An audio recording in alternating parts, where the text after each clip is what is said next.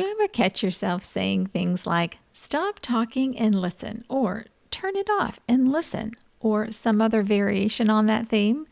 Knowing how to listen and connect is fast becoming a lost art. Our students and many adults go through life in their personal sound bubbles, also known as headphones. This kind of isolation can inhibit our students' ability to listen and comprehend in real time, not to mention their communication skills. If your students seem to hear less and less of what you say, you're not alone. Today, I have 5 ways to teach and strengthen listening skills.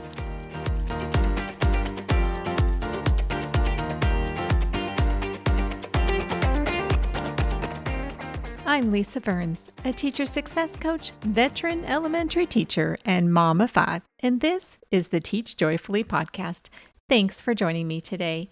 Are you missing out? Team H.O.P.E Insiders get extra encouragement, tips and tricks, freebie surprises, and more. Become a H.O.P.E Insider today and get access to all kinds of freebies at www.hopeineducation.com/vault.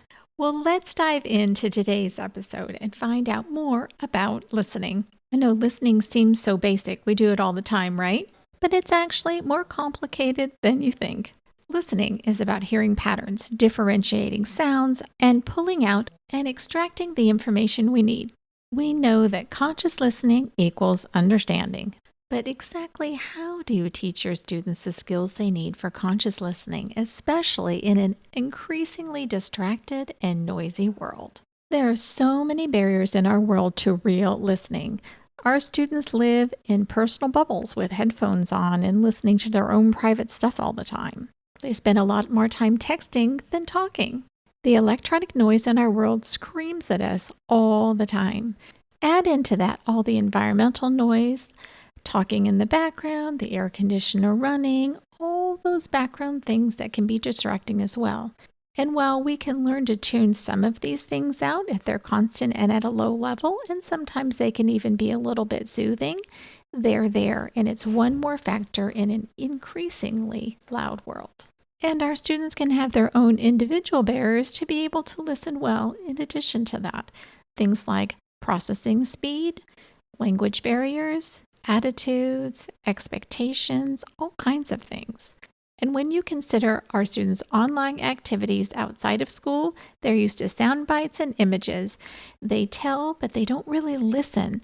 Online is really about them, not really listening to other people. As a society, we spend very little time in actual silence, which is the only way to reset our brains and our ears. So we have to start there. Take the time for silence to begin your day. Meditation, contemplation. As a listening expert, Justin Treasure says, hear the quiet. If we can just have a few moments for our students to hear the quiet and just be, to not listen to anything, watch anything, just have silence. This is an opportunity to actually hear our own thoughts and hear our own thinking. It's really difficult to process and think in a noisy world. Having that opportunity to hear the quiet and hear what's going on in our own brains and our own hearts resets our brains, resets our ears, and gives us the opportunity to start fresh each day. You can have listen-in moments too. Have your class practice slowing down and hearing all the sounds around them, paying attention to all the different things that are going on in the classroom and in the world that they don't even pay any attention to typically. This can be a stapler stapling. It can be moments like this where children are actually tuning into the fact that there's all kinds of environmental noise. The teacher talking in the room next door, someone walking down the hallway, even though their feet are quiet and we wouldn't normally notice that. If we're having a quiet moment, suddenly we can start paying attention to all the little noises and sounds that are all around us. These are moments that we can actually use in students' own writing, in their reading. It can help them process and understand other kinds of things throughout their day. But it's just a way to help students sharpen their ears and sharpen their hearing so that they're actually learning to hear things outside of themselves and outside of all the electronic noise that we hear all the time. There's so many things to listen to and hear and actually pay attention to. So taking moments like this helps students develop a sharp ear and to be able to process what they're actually hearing and remember it. It's just good practice. It sets them up for success in other kinds of listening. From there, you can progress to listening to others. If you give students a topic and either ask them to answer questions about it or to speak about that topic with a partner using a listening framework, this is a perfect opportunity for students to have extra chances to learn how to listen and respond. One student can be the speaker and the other student can be the listener. Show them how to listen actively. So I like to model for students what active listening looks like. So much of what we do when we're listening is in our heads, and we need to make sure students actually see it. While someone else is talking, periodically I might make unobtrusive comments that show that, one, I'm listening and I'm interested. Oh, that's interesting. Things like that. As you demonstrate that, students can get the idea that they need to occasionally, not very often, let their partner know that they're actively listening.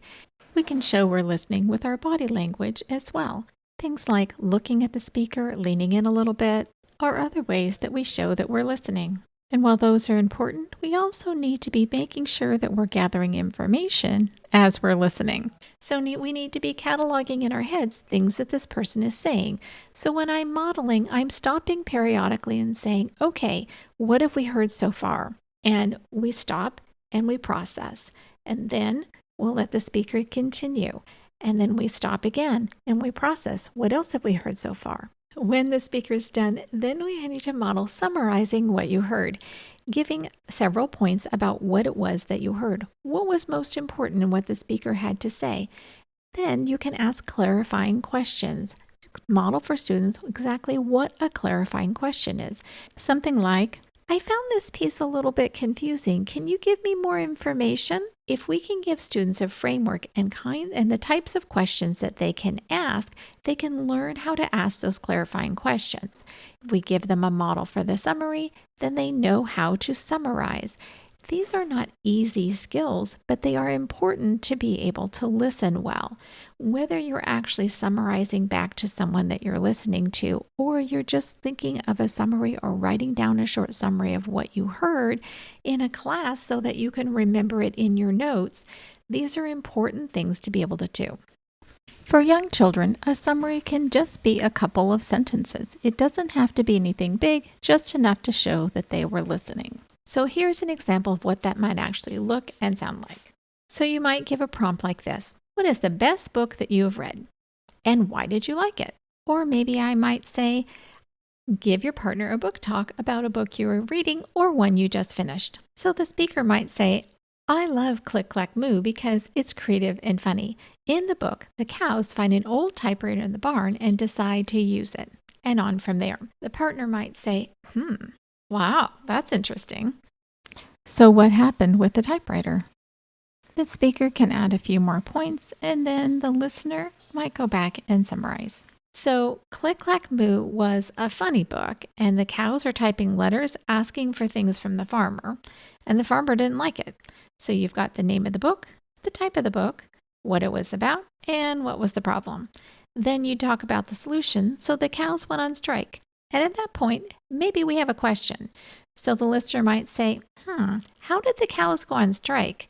What did they do to get their way? I'm not quite sure I understand.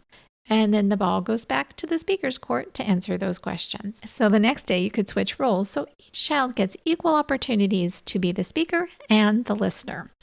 This is great practice on both ends of that spectrum. The great thing about this is, in this particular model, not only are your students getting practice in listening and speaking, they're also getting practice in summarizing and retelling. Now, I don't know about you, but in my book, that's a teacher win. And by switching days, it limits how much time you're spending on any given day on this, but still getting in plenty of regular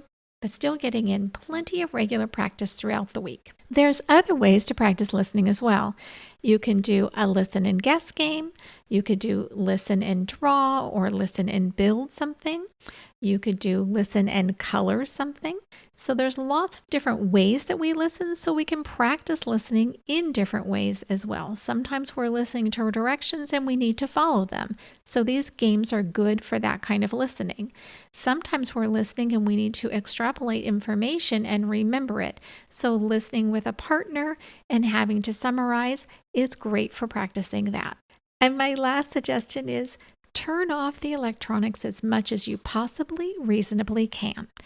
And gasp, use physical manipulatives or use a pencil and paper. Oh my gosh, I know that sounds a little shocking sometimes, but pencil and paper is so good for students. Because of how tactile it is, it helps students retain information and really helps ground them and connect them to their work versus writing or typing on a screen. I know that electronics make life so much easier. You can have self-grading activities. We can have all the bells and whistles, and it's exciting and it's fun. However, our students need time to learn and listen without electronics. It used to be that the American Association of Pediatrics recommended that students over the age of 2 were not on electronic devices for more than 2 hours a day. And I know with our connected world today and how much we use devices in schools and how important we feel like they are, that seems like an impossibility. And in fact, it probably is. But those recommendations were in place for a reason. And that's because it's not healthy for students to be online and looking at screens and be that stimulated for a long period of time each day. It isn't. It's not good for their brains. It's not good for their bodies. It's not good for their eyesight. And as we see so often in the classroom these days, it's definitely not good for their social skills. There's so many ways that it's detrimental to children.